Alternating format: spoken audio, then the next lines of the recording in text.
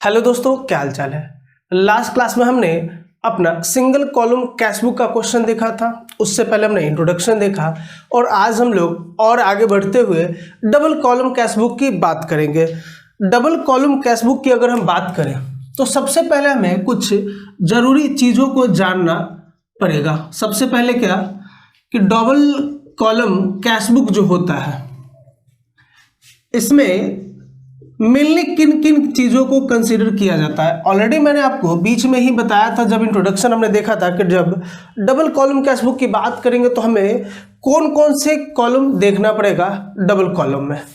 एक मैंने बताया था कि जब हम कैश बुक बनाएंगे तो अभी तक जो हम करते आ रहे हैं अमाउंट का एक ही कॉलम होता है और वो जनरली किसका होता है, कैश का होता है। बट अब हम क्या करेंगे, दो कॉलम बनाएंगे डेबिट साइड में और सिमिलरली दो कॉलम बनाएंगे क्रेडिट साइड में।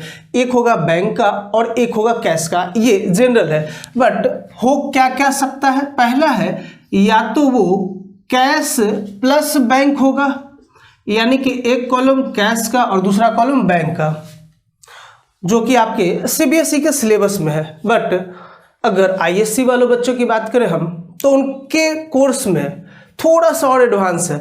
तो मैं चाहता हूं कि आप लोग भी थोड़ा सा एडवांस पढ़ें ताकि बेसिक अंडरस्टैंडिंग आपकी क्लियर रहे कि क्यों होता है, क्या चीज़ें, वो सारी चीज़ें आपका जो है वो क्लियर रहे।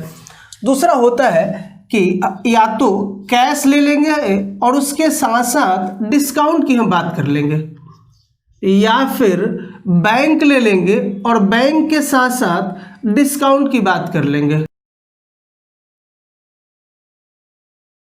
समझ में आई बात कि तीन मैक्सिमम जो प्रोबेबिलिटी है कि कॉलम हो सकते हैं किस टाइप के, या तो कैश प्लस बैंक होगा, या फिर कैश प्लस डिस्काउंट होगा, या फिर बैंक प्लस डिस्काउंट होगा।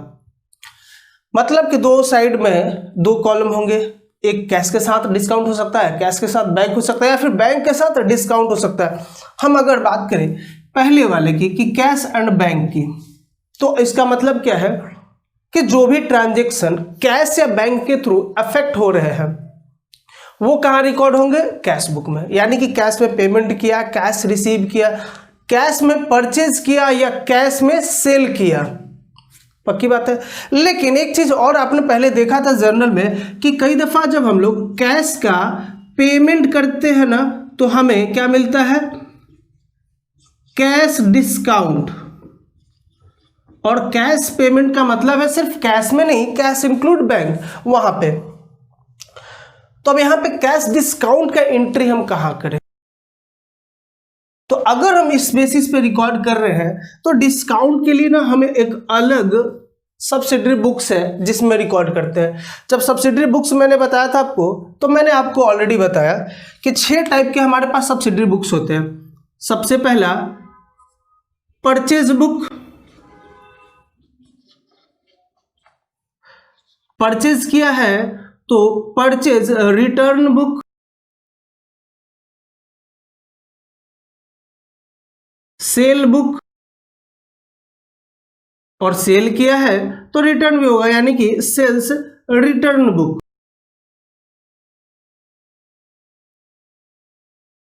और एक होता है हमारा कैश ट्रांजैक्शन के लिए क्या, कैश बुक, पक्की बात है। और इन सब में जो फॉल नहीं करेगा इसके लिए मैंने बताया था लास्ट वन क्या, जर्नल प्रॉपर, यानी कि जो कहीं नहीं रिकॉर्ड होगा उसे हम लोग जर्नल प्रॉपर में रिकॉर्ड करेंगे। और जर्नल प्रॉपर कुछ अलग नहीं है, ये बिल्कुल जर्नल एंट्री के जैसा होता है। इसमें क्या करते हैं हम लोग, चीज़ों का जर्नल एंट्री पास करते हैं। यानी कि अगर हम इसकी बात करें तो कैश पेमेंट या कैश रिसिप्ट का तो एंट्री कैश बुक में हो जाएगा, और ये जो डिस्काउंट की बात हो रही है ना इसे हम कहाँ रिकॉर्ड करेंगे, जर्नल प्रॉपर में। कैसे, बाई पासिंग जर्नल एंट्रीज, पक्की बात है। तो इसी से रिलेटेड हम बात करने वाले हैं। अब कैश और बैंक का होगा तो दो चीजें और हो सकता है। पहला कि जो भी ट्रांजैक्शन होंगे ना तो स्टार्ट जैसे हमने शुरू में करा था तो कैश बुक में हमेशा मैंने बताया था कि हमेशा डेबिट बैलेंस होता है, किसका, कैश बुक का, वो भी किसका, कैश कॉलम का। लेकिन समटाइम्स क्या होता है ना, हमारा बैंक कॉलम निगेटिव में भी होता है। तो जब भी हम कैश बुक बनाते थे तो हम लोग यहाँ पे क्या लिखते थे, टू बैलेंस BD, पक्की बात है, डेबिट साइड में। तो ये तो हमेशा डेबिट बैलेंस ही रहेगा कि कैश निगेटिव कभी नहीं हो सकता। ये ऑलरेडी मैंने बताया कि भाई जितना पैसा होगा उससे ज़्यादा तो हम खर्च कर ही नहीं सकते, लेकिन बैंक कॉलम समटाइम्स निगेटिव में हो सकता है। यानी कि जब आप शुरू करोगे ना तो डेबिट साइड में ना लिखकर अब क्या करेंगे हम लोग, क्रेडिट साइड में हम लिखेंगे क्या, बाई बैलेंस CD। किसका अमाउंट, ये कैश की बात नहीं, हम बैंक की बात कर रहे हैं कि बैंक अकाउंट में भी हो सकता है। तो इसको हम लोग क्या बोलते हैं, तो जनरली क्या होता है ना कि जो चीज़ है आपके पास बैंक अकाउंट होगा, और बैंक अकाउंट होगा तो बैंक ने आपको एक पासबुक दिया होगा जिसमें आप एंट्री नहीं करते हो, बैंक एंट्री करता है आपके अकाउंट का जो भी ट्रांजैक्शन होता है उसका। उस बैंक एंट्री को अगर आप कभी उठा के देखें अपने पासबुक को तो आपने देखा होगा, अगर देखा है तो, नहीं देखा तो आप देखना, वहाँ पे ना बैंक उस अकाउंट को अपने लिए क्या मानता है, एक लायबिलिटी। क्यों भाई, बैंक के पास आपने पैसा दिया है तो बैंक आपको वापस करेगा ना, तो बैंक के लिए क्या है, वो लायबिलिटी है। जैसा हमने अगर किसी से पैसा लिया है उधार के तौर पे तो हमारे लायबिलिटी होता है, उसी तरीके से हमने जब बैंक में जमा किया है तो हम अपने कैश बुक में उसे डेबिट बैलेंस में रिकॉर्ड करते क्योंकि वो हमारे लिए एसेट है। लेकिन बैंक अपने यहाँ पे उसे किस साइड में रिकॉर्ड करता है, क्रेडिट साइड में, क्योंकि बैंक के लिए वो लायबिलिटी है। और जो पासबुक होता है वो बैंक मेंटेन करता है, तो इसलिए वहाँ पे जो हमारे लिए फेवरेबल बैलेंस होता है बैंक के लिए वो अनफेवरेबल होता है। यानी कि अगर हमारा पैसा हो और हम अपने यहाँ रिकॉर्ड करते हैं कैश बुक में, तो उसे हम लोग डेबिट बैलेंस में, डेबिट साइड में लिखते हैं टू बैलेंस BD। लेकिन अगर यही पैसा बैंक के पास हो, बैंक को हमने दिया है जमा करने के लिए या बैंक में जमा किया है, और ये पासबुक अगर हो तो बैंक इसे अपने यहाँ पे क्रेडिट साइड में दिखाएगा, किस नाम से, बाई बैलेंस BD। यानी कि बैंक के लिए क्या है, ये लायबिलिटी है। यानी कि बैंक का जो क्रेडिट बैलेंस होता है वो हमारे लिए फेवरेबल होता है, और हमारा जो कैश बैलेंस होता है वो हमारे लिए फेवरेबल होता है, यानी कि सही होता है, बढ़िया होता है। तो यह पॉइंट यहाँ बताने का एक ही ऑब्जेक्टिव था कि इसके बाद जब हम लोग पढ़ेंगे बैंक रिकंसिलिएशन स्टेटमेंट तो ये कॉन्सेप्ट आपका क्लियर होना चाहिए, तो यहाँ से हम लिंकअप कर सकते हैं उसका। अब देखो क्या होता है कई दफ़ा कि बैंक में हमने अपना अकाउंट खुलवाया, और जनरली ये बिजनेस के साथ होता है, बिजनेस अकाउंट, यानी कि करेंट अकाउंट या कैश अकाउंट का बात कर रहे हम कि अगर आपका करेंट अकाउंट है किसी बैंक में तो समटाइम्स आपको ना एक बेनिफिट दिया जाता है कि आपके अकाउंट में अगर बैलेंस है 50,000 रुपये का, तो आप चाहो, बैंक ने आपको एक अलग सा फीचर दिया हुआ है, बेनिफिट दिया हुआ है कि अगर आपके अकाउंट में 50,000 है और आपको अर्जेंट है ना, तो आप इसमें से 55,000 भी निकाल सकते हो। अब आप सोचो ना, जब 50,000 था तो हमने 55,000 कैसे निकाल लिया, अभी भी 5,000 हमने बैंक से एक्स्ट्रा लिया ना, तो इस जो 5,000 का अमाउंट जो हमने एक्स्ट्रा निकाला, इसे हम लोग किस नाम से जानते हैं, ओवरड्राफ्ट। ज़्यादा निकाल लिया, और पूरा बोले तो क्या बोलेंगे, बैंक ओवरड्राफ्ट। और ये हमारे लिए अनफेवरेबल, यानी कि हमारे ऊपर लायबिलिटी है। भाई बैंक से हमने 5,000 रुपये ज़्यादा लिया है तो बैंक को वापस देना पड़ेगा ना 5,000, तो ये हमारे लिए क्या है, लायबिलिटी है। तो इसीलिए अगर बैंक का जो बैलेंस है as per the cash book की बात करें कि अगर हमें दे रखा है कि हमारा जो बैलेंस है कैश में, कैश इन हैंड 5,000 रुपये, और दे रखा है दूसरा कि बैंक बैलेंस निगेटिव में 5,000, मतलब क्या है, इधर की बात कर रहा है। यानी कि हम बैंक कॉलम में क्या लिखेंगे, बाई बैलेंस CD, कितना, 5,000 रुपये, किधर, क्रेडिट साइड में। बातें समझ में आई, इसको हम लोग क्या बोलते हैं, बैंक ओवरड्राफ्ट। पक्की बात है। एक और पॉइंट देखते हैं जरा, यानी कि पहले हमने क्या बात करा कि जो हमारा बैंक कैश बुक बनाएंगे डबल कॉलम में, तो 3 चीज़ हो सकता है, या तो cash plus bank, cash plus discount, या बैंक प्लस डिस्काउंट। दूसरा बात करा हमने कि जो भी ट्रांजेक्शन होगा या तो अगर कैश की बात करें तो कैश हमेशा डेबिट बैलेंस होगा, बट बैंक में भी डेबिट हो सकता है और मे भी क्रेडिट। तो क्रेडिट जो बैलेंस होता है उसे हम लोग ओवरड्राफ्ट के नाम से जानते हैं और ये हमारे लिए एक लायबिलिटी है। और थर्ड पॉइंट की बात करते हैं कि जब ट्रांजैक्शन हम बैंक से करेंगे कैश में या कैश से करेंगे बैंक में, यानी कि हमारे पास जो पैसा था उसे हमने क्या किया, बैंक में जमा करा दिया, या बैंक में पैसा कुछ जमा था उसे हमने निकाल लिया अपने यूज़ के लिए, बिजनेस के यूज़ के लिए। तो यहाँ पे हमारा पैसा ही ऊपर नीचे हो रहा है, बैंक से निकल रहा है या बैंक में जमा हो रहा है। तो इसे हम लोग देखिए जरा, इसको पहले मिटा दूं मैं, यहाँ पे ध्यान देंगे आप लोग, थोड़ा सा जरूरी है, इंपॉर्टेंट है समझना इसे। दो अकाउंट होगा, एक साइड में दो कॉलम और इधर भी दो कॉलम होगा, किस चीज़ का, कैश का। और हम मान के चल रहे किसकी बात करें, बैंक एंड कैश की।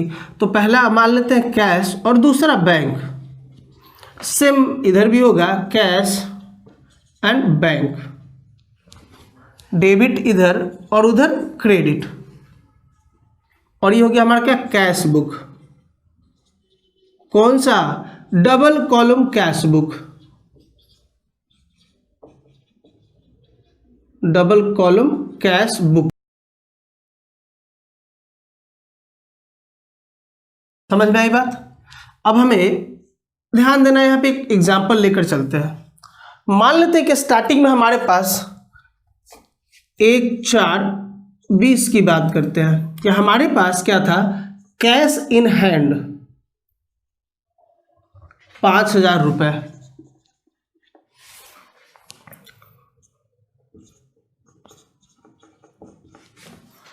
बैंक ओवरड्राफ्ट 5,000 रुपये, चलिए इसको और बढ़ा देते हैं 8,000 रुपये। ये इतना नॉर्मल है, पहला केस ये रख लेते हैं हम लोग, दूसरा एक और केस देख लेंगे। अब यहाँ पे जब हम शुरुआत करेंगे तो क्या लिखेंगे, एक तो यहाँ पे डेट डाल देंगे इधर से, टू बैलेंस BD, किधर भाई, कैश इन हैंड 5,000 है, तो कैश कॉलम में तो 5,000 रुपये यहाँ दिखेगा, लेकिन बैंक कॉलम में ना बैंक ओवरड्राफ्ट यानी कि माइनस में है, तो ये कहाँ पे जाएगा, क्रेडिट साइड में, किस नाम से, बाई बैलेंस BD, कितने से, 8,000 रुपये से, और यहाँ पे कुछ नहीं, डॉट। अब हम मान लेते हैं कि हमने क्या करा, डिपॉजिटेड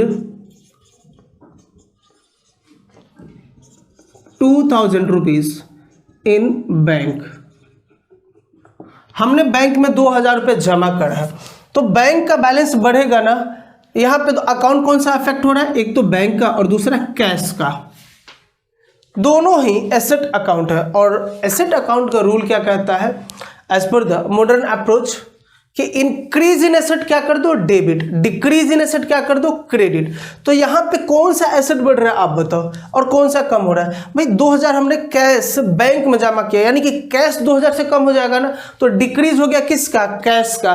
और जब डिक्रीज होता है तो हम किधर लिखते हैं, क्रेडिट साइड में। तो क्रेडिट साइड में हम लिख देंगे कैश अकाउंट में कितना, 2,000, किसके वजह से ये कम हो रहा है, बैंक की वजह से ना। इसका जर्नल एंट्री हम क्या पास करेंगे, बैंक अकाउंट डेबिट, यानी कि जो इंक्रीज हो रहा है उसको कर दो डेबिट टू कैश अकाउंट, और जिसके वजह से हो रहा है उसको कर दो क्रेडिट।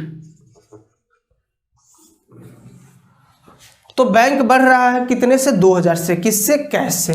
तो हमने कैश को तो कम कर दिया, किसकी वजह से कम हुआ है कैश, बैंक की वजह से ना। तो यहां हम क्या डाल देंगे, बाई बैंक अकाउंट।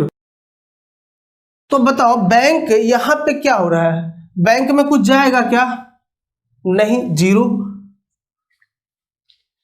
यहां पे एक और हम कॉलम लेकर चलते हैं, जो LF का हमारा कॉलम होता है, लेजर फोलियो का, उसमें हम डालेंगे यहां पे C, और C का मतलब क्या है, कॉन्ट्रा। मतलब कि ये जो एंट्री है कॉन्ट्रा एंट्री है। अभी फिर एक और एंट्री करते हैं, फिर और क्लियर हो जाएगा।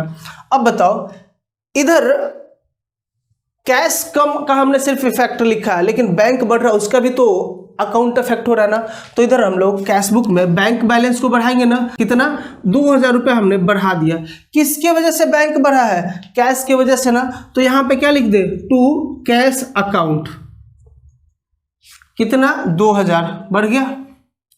अब देखो ना कि कैश कम हो गया, यहां से ये कैश कम हो रहा है और यहां से ये बैंक बढ़ रहा है, इधर से निकल के उधर गया, तो यहां पे हम लोग क्या लिखेंगे सी, ये सेम कॉन्ट्रा एंट्री, मतलब कि ये एक दूसरे को रिलेट करने वाला एंट्री है और ये सिर्फ और सिर्फ बैंकिंग ट्रांजैक्शन पे रिकॉर्ड किया जाता है। यानी कि जब पैसा हम निकालेंगे और बैंक में जमा कर देंगे, या फिर बैंक से निकाल के कैश में रख लिया तो कैश बढ़ जाएगा, बैंक कम हो जाएगा, या फिर अगर कैश से बैंक में जमा किया तो बैंक बढ़ेगा, कैश कम होगा। इन टोटलिटी बैंक और कैश सेम अफेक्ट हो रहा है, यानी कि मेरा ही पैसा इधर उधर हो रहा है, बैंक से कैश में जा रहा है, कैश से बैंक में आ रहा है, तो उसे हम लोग कॉन्ट्रा एंट्री के नाम से जानते हैं और उसमें हम लोग लिखेंगे सी। पक्की बात है, मिटा दो। मैं इसको एक और पॉइंट समझते हैं।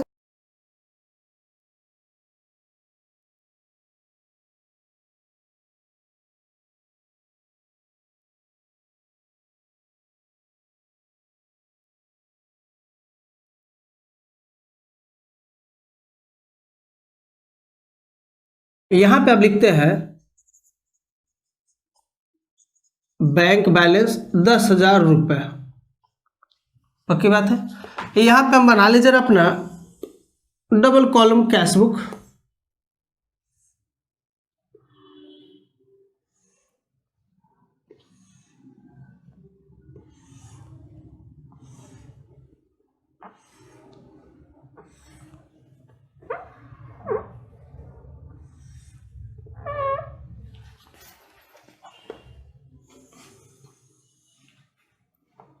कैश यहां हो जाएगा और यहां पे बैंक हो जाएगा।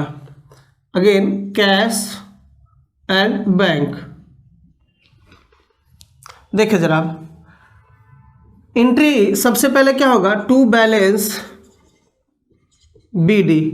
कैश में कितना 5,000 और बैंक में कितना। अब हमारा बैंक जो पॉजिटिव बैलेंस यानी कि माइनस में नहीं, तो बैंक हमारे लिए क्या होता है, एसेट होता है, और डेबिट साइड में इसका हम लोग क्या करते हैं, एंट्री करते हैं। तो हमने एंट्री कर दिया। पक्की बात है। अब कह रहा है डिपॉजिट 2000 इंटू बैंक। अब 2000 और बैंक में बढ़ाया है, तो बैंक बढ़ेगा ना 2000 से, तो 2000 तो बढ़ा दो बैंक का। किसके वजह से बढ़ा है, तो कैश गया होगा ना, तो टू कैश अकाउंट। अब बताओ यहाँ पे क्या, हम यहाँ पे एक और चीज़ डालते हैं ना, सी वाला कॉन्ट्रा एंट्री का, ये लो सी हो गया, और अमाउंट कितना 2000 यहाँ पे हो गया।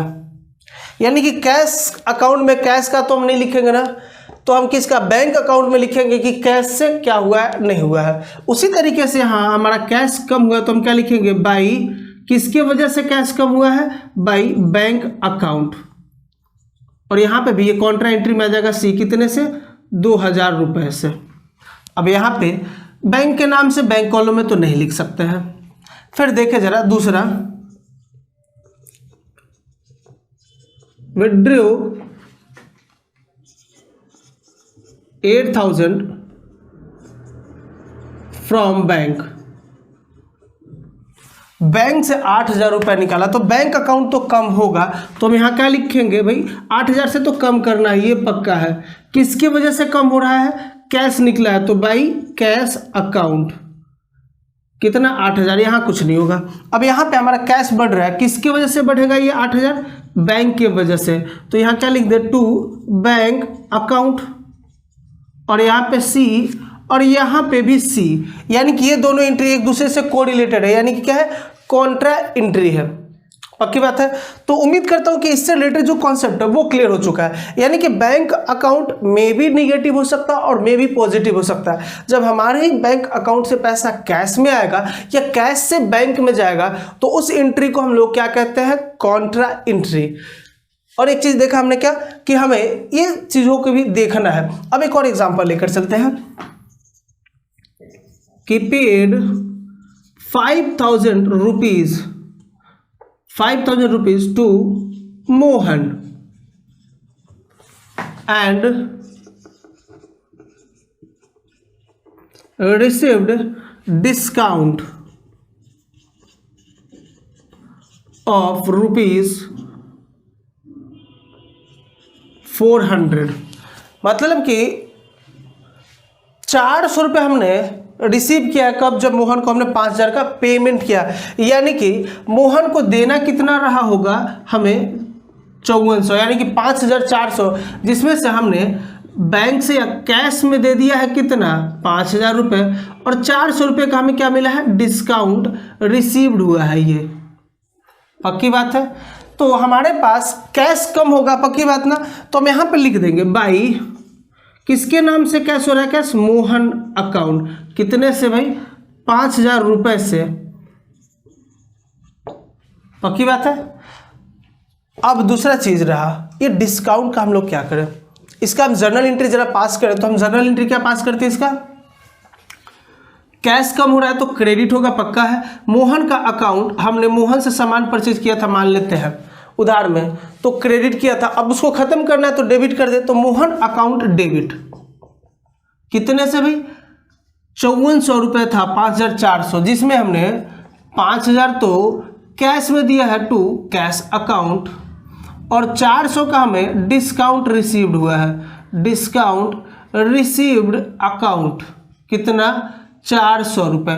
5400 हो गया ना मोहन का, देखो इधर क्रेडिट में भी 5400 और डेबिट में भी 5400, पक्की बात है। तो अब हो क्या रहा है, कैश अकाउंट तो क्रेडिट हो रहा है 5000 से, हमने कर दिया, किसकी वजह से हो रहा है, मोहन की वजह से। अब 400 का हम क्या करें एंट्री, अब इसका, तो अब इसके लिए हमें जर्नल प्रॉपर में जाना पड़ेगा और एंट्री हमें करनी पड़ेगी क्या, इनका तो 5000 का रिकॉर्ड हो चुका है ना, तो 5000 को तो भाई हटा दो, और इधर से भी 5000 को हटा दो। अब सीधा हम लोग जर्नल प्रॉपर में एंट्री करेंगे डिस्काउंट का, ये Mohan account debit to discount received account, clear है बात। अब इसके नीचे नरेशन भी लिखेंगे, being discount of ₹400 received from Mohan on payment of ₹5000, बात खत्म।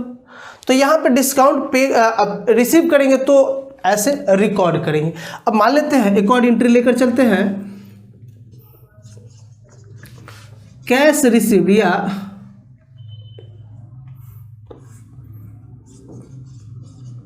Check of ₹2000 received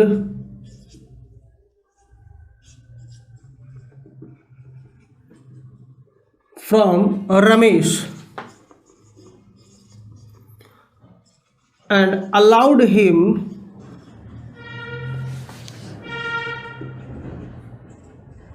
$200 as discount, कि रमेश से हमें 2000 का चेक मिला है और मैंने उसे 200 रुपये का छूट दिया है। तो जब रिसीव करता हम एंट्री क्या करते हैं, कि जब हम लोग रिसीव करते तो इसका एंट्री क्या करते हैं,